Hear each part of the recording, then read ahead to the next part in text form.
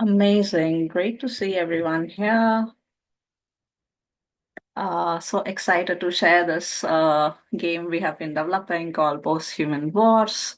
So exciting to see many of you here. Read your names, where you're joining from. My name is Dilan U plus 16DE, and I'm a playmaker, writer, researcher, and immigrant interested in the politics of law, technology, and magic.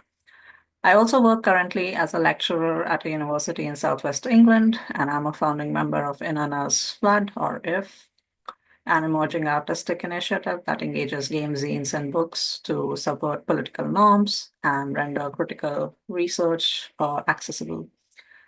IF is one of the key forces behind post-human art wars as well, the game for which we are here today. As you can see in the program here, the plan is this. We will start the presentation and game walkthrough. Then we'll take a break. After that, we'll have a panel discussion and Q&A with panelists and audience with some general discussions and reflections. It will be very open, very chill. So don't worry, it's a very nice informal gathering a crowd we have here today. So I hope we all enjoy it. So if all that sounds good, shall we begin? Yeah, amazing. So first things first, here's the link to the game website for rpg.link. If you RSVP'd to today's event, you would have already received it. So maybe you've already checked it out, but if not, maybe you'd like to check it out now and follow along as I move through my presentation. If someone could also drop this link in the chat, that would be really cool. Thank you. So yeah, please drop the link in the chat and also feel free to put your comments and questions and initiate conversations in the chat today as we go along through the program. I might not be able to see all of the comments and questions right away, but I'll definitely get to them in the next parts of the program when we do the panel discussion and Q&A. So don't be shy of using the chat, but of course it's always uh, much appreciated if you use your mic to contribute, particularly as we do the panel discussion and Q&A today. All right. So starting with a game overview of post-human art wars. So what is it? What is post-human art wars? Well, basically, it's a tabletop role-playing game that encourages reflection on and connections between issues of artistic labor and themes of climate change and environmental destruction, particularly in light of new digital tech like generative AI. It is primarily targeted at artists since they are often marginalized as policy stakeholders in the governance of new digital media and generative AI tech. May also be useful for tech law and policy researchers and advocates, academics, students, as well as media practitioners, I suppose, especially to start engagements with artistic communities. Can be played within artistic, cultural, creative media collectives and meetups, including at festivals, museums, exhibitions, cultural centers, as well as in classrooms and research conferences. So, some of the key game components and world building in the game. It's a role-playing game, so basically that involves the creation and enactment of original characters by the players.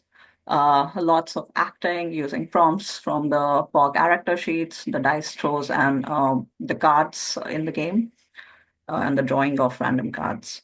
So randomness is kind of an important element of the game. Um, Game is set in a fictional region called West Yorvik, which is a rural, wintry region of rich artistic traditions that lies in a world where humans can talk with animals and machines. The players create personalized player characters that is basically an animal artist, which with human and or machine components. So I'll get more into detail on this in a moment. But basically, there are four kinds of animals you can choose to be in the game: beaver, lynx, wolf, or auroch. And you need to choose or rather, the dice assigns you how much of machine or human components you have as an animal artist. So, for instance, a hybrid will be animal and human. Cyborg will be animal, human, and machine. Azutech will be animal and machine. So you kind of figure this out using the character sheet. And in this world, there are three major governance powers: the four animal clans of Beaver, Lynx, Wolf, Auroch, the human empire, and the multi-clan government. There might be different political dynamics to figure out as you play through the game. Maybe, maybe not, depends on how we're playing it. All right. So the game basically begins in a dire time where West Yorick is predicted to drown within a month because of the melting ice. And the ice is melting, of course, because of climate change. Uh, there's a mysterious ancient prophecy about the link between artistic labor and melting ice in West Yorick, given its particularly close relationship with artistic traditions. Players in the game have to decode or interpret this prophecy to save the region from drowning, and this is basically key to the gameplay. And how they decode the prophecy is by picking a mission, which gives the players a certain orientation or understanding about the prophecy and allows them to interpret it. Then there are four key artistic movements which have influenced this game world, and each character player creates their own character with their unique artistic movement affiliation. And this affiliation gives them beliefs about artistic labor, authorship, and property, which are associated to that movement. Again, we'll get more concrete with this in a moment, so don't worry. But all of this is reflected in the character dialogue and choices during the gameplay.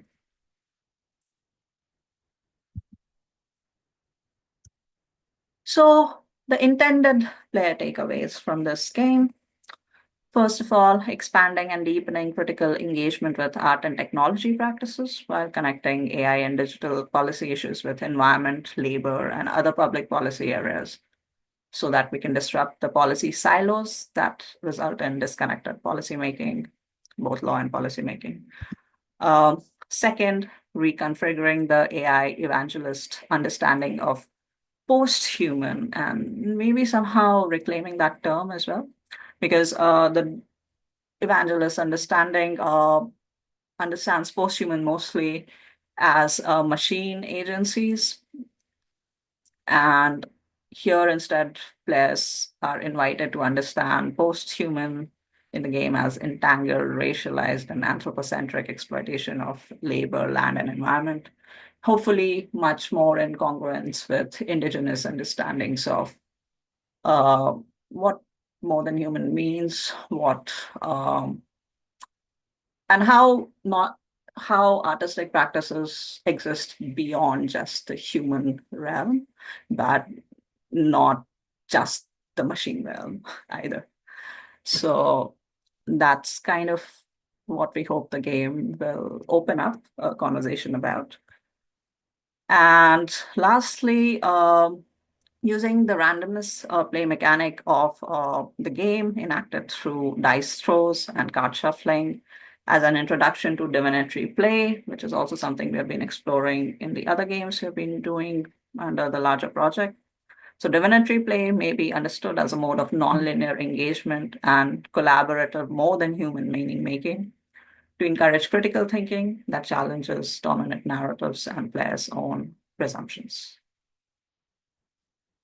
That was a mouthful, but hopefully we can get into some of these discussions in the Q&A and so on. All right. So some of our political commitments and theoretical background for this game are also reflected in the terms of our open license and distribution, which seeks to make Posthuman Wars accessible generally through an open license, but at the same time also making it inaccessible to certain kinds of audiences and malignant actors. So First of all, Posthuman was and its components are free to use, copy, adapt, modify, share for non-commercial purposes by individuals and organizations that do not operate by capitalist, colonial, and or fascist principles. So, example, it's prohibited to be used by armed forces, military, or law enforcement, or anyone in their employment. The game cannot be used or distributed at any events downplaying or promoting authoritarianism, racism, casteism, colonialism, apartheid, war, ecocide, and or genocide. Uh, and particularly prohibited to use and distribute in events and projects sponsored by big tech companies and their subsidiaries. As we know, in today's world, big tech is very closely connected to sponsoring technologies for war and genocides, as well as ecocides. So this is something we wanted to be clear about. Any brand or organization included in the latest PDS lists, Israeli government or educational institutions located in Israel, um, for reasons I think we all know.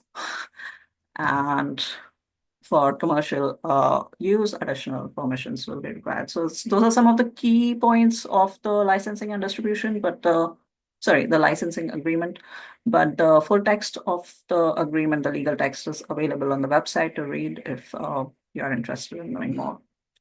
Um, but this is something we wanted to kind of concretize through an actionable kind of document rather than just talking about it. All right.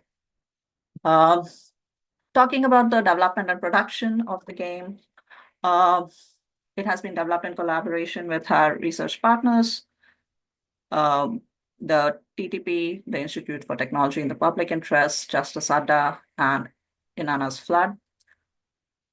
Grant is supported, the game is supported by the ESRCIAA grant, Ghosts in the Machine, Rethinking Posthuman Agencies for Digital Policy through Divinatory Play at the University of Exeter.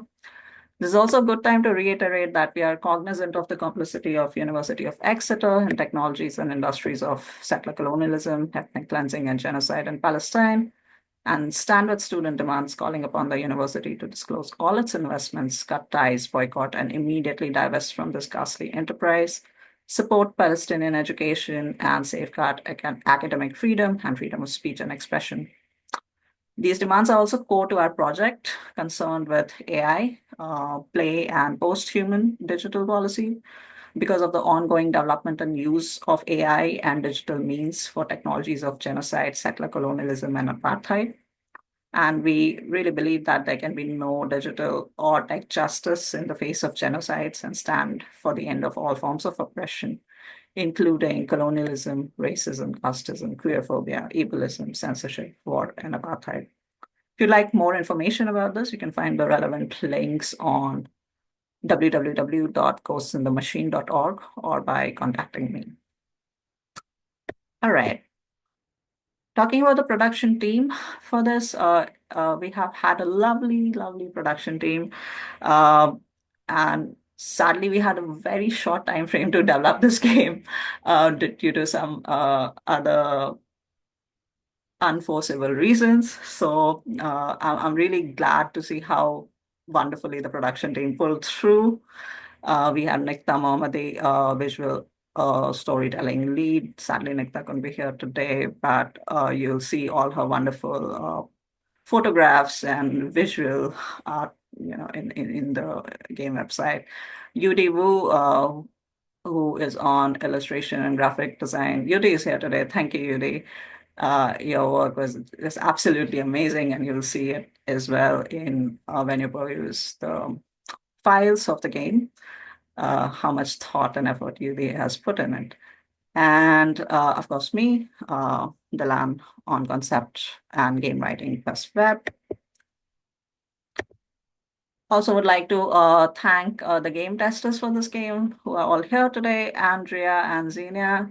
Thank you so much. Your feedback really helped us improve the game and figure out and simplify it, I think, in many ways. And hopefully that will be evident as you play through it again.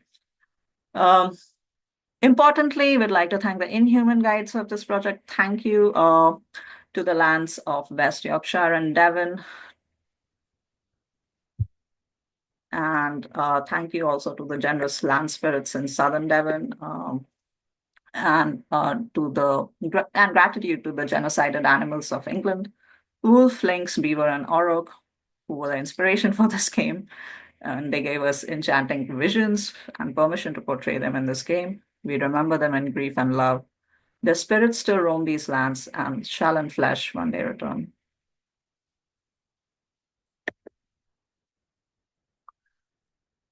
So, to the game walkthrough, the meaty part. So that's how the game begins. In the rural, wintry lands of West Jorvik, rapidly thawing ice threatens to pull all underwater. A mysterious ancient prophecy about artistic labor and melting ice is the last hope. Can you save the animal, human, machine residents from drowning? So that's kind of the setup for the game. Um, and if you go on the website, you will see these different sections about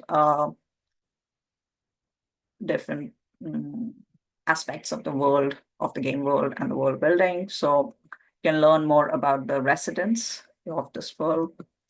So they are broadly classified as homogenesic and heterogenesic. So homogenesic are basically animal animals, humans, and binary code machines. And heterogenesic are a mixture of these three, basically. And so on the heterogenetic side, we have compounds, humanoids, hybrid, zootex, and cyborgs. So that's the world setup. But when you're playing the game, you basically play as an animal heterogenetic, so hybrid, zootech, or cyborg, and which I have kind of explained before, right? The cross between humans and animals and machines. So those are the three choices you have, and you will be guided through all of this as you go through the character sheet. You can pick the animal, and then you are assigned a hybrid, zootech, or cyborg trait with die throws and so on. Apart from this, there are also 8 locations in the game that are set in West Yorick that players can visit. They are available as location cards, which players shuffle, pick, or trade. So those are the 8 locations. You can also explore these locations in more detail on the game website.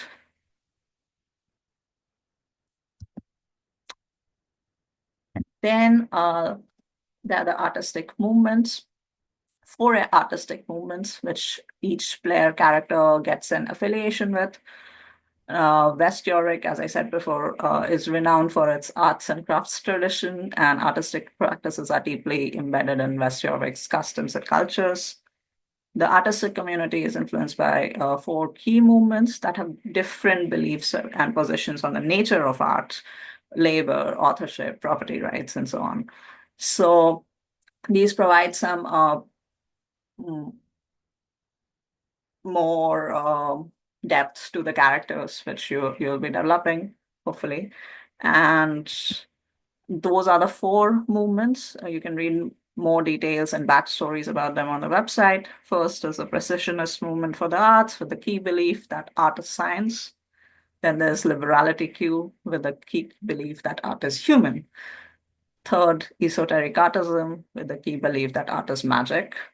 And fourth, ultra materia, with the key belief that art is ideology. So players are assigned one of these movement affiliations, and that shapes their worldview in a way and their position on art and artistic labor as they move through the game. So another important point here in the gameplay is the character mission, which you receive through a random mission card, which you pick during character creation. Mission cards basically outline a pathway for each character about how to interpret or decode the prophecy. So here are the 8 mission cards we have in the game, and some of the missions, which go like ban silicon and rare earth minerals from becoming property, poison machine training data sets, shoot a big tech CEO, burn all art, so on. And they kind of also shape the characters' choices and decisions through the game. So, very quickly on how to play. Uh, First, you have to appoint a narrator and assign player characters. You can craft your own personal heterogeneous animal character using the character sheet in the game. Uh, know the overarching goal of the game, which is to interpret or decode the prophecy. Follow the mission to do it alongside the character beliefs. Join factions, vote, and earn experience points or XP. And in the end, you will face the consequences of your choices in the game as you encounter the aftermath cards and find out whether West Jorvik was saved or drowned and your own fate in that. So, all of this proceeds through the gameplay that has five main stages: character creation, setup, Act 1, Act 2, and aftermath. So detailed instructions about how to go through each of these stages are provided in the how to play guide on the website, which you can download and print. You will also need a pen and paper, a timer, die, game tokens, and printout of all the rest of the files, including the cards. And all details are on the game website under download and play. So yeah, what are you waiting for? Just go print and play. All right, so that was all from me. Thanks for joining us today. Play, share, tell your friends and colleagues, organize an event, reach out to us for ideas and support. Check out the game website if you haven't already. We are taking a 10-minute break now, and we will return at 10:40 with her panel discussion. If that's it. All right, I'm gonna stop sharing or maybe not. I'm gonna stop recording. Thank you, everyone.